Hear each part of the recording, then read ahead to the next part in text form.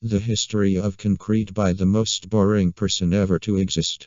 Small-scale production of concrete-like materials dates to 6500 BC, pioneered by the Nabatean traders or Bedouins, who occupied and controlled a series of oases and developed a small empire in the regions of southern Syria and northern Jordan. They discovered the advantages of hydraulic lime, with some self-cementing properties. By 700 BC, they built kilns to supply mortar for the construction of rubble wall houses, concrete floors, and underground waterproof cisterns. They kept the cisterns secret as these enabled the Nabatean to thrive in the desert. Some of these structures survive to this day. In the ancient Egyptian and later Roman eras, builders rediscovered that adding volcanic ash to the mix allowed it to set underwater.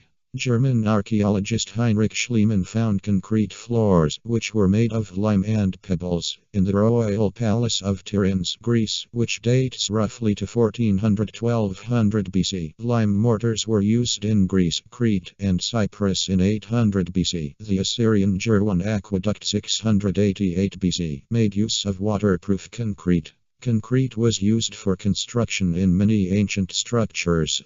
The Romans used concrete extensively from 300 BC to 476 AD, a span of more than 700 years.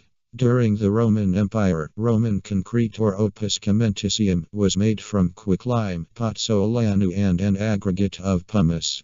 Its widespread use in many Roman structures, a key event in the history of architecture termed the Roman Architectural Revolution, freed Roman construction from the restrictions of stone and brick materials.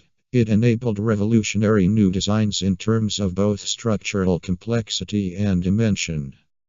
The long-term durability of Roman concrete structures has been found to be due to its use of pyroclastic volcanic rock and ash, whereby crystallization of STRTLINGITE and the coalescence of calcium aluminum silicate hydrate cementing binder helped give the concrete a greater degree of fracture resistance even in seismically active environments. Roman concrete is significantly more resistant to erosion by seawater than modern concrete. It used pyroclastic materials which react with seawater to form altobermorite crystals over time. After the Roman Empire, the use of burned lime and pozzolano was greatly reduced until the technique was all but forgotten between 500 and the 14th century. From the 14th century to the mid-18th century, the use of cement gradually returned. The Canal du Midi was built using concrete in 1670. Perhaps the greatest step forward in the modern use of concrete was Smeaton's Tower, built by British engineer John Smeaton in Devon, England, between 1756 and 1759. This third Eddystone lighthouse pioneered the use of hydraulic lime in concrete, using pebbles and powdered brick as aggregate. A method for producing Portland cement was developed in England and patented by Joseph Aspdin in 1824. Aspdin chose the name for its similarity to Portland stone, which was quarried on the Isle of Portland in Dorset, England. His son William continued developments into the 1840s, earning him recognition for the development of modern Portland cement. Reinforced concrete was invented in 1849 by Joseph Monier, and the first house was built by Francois Coignet in 1853.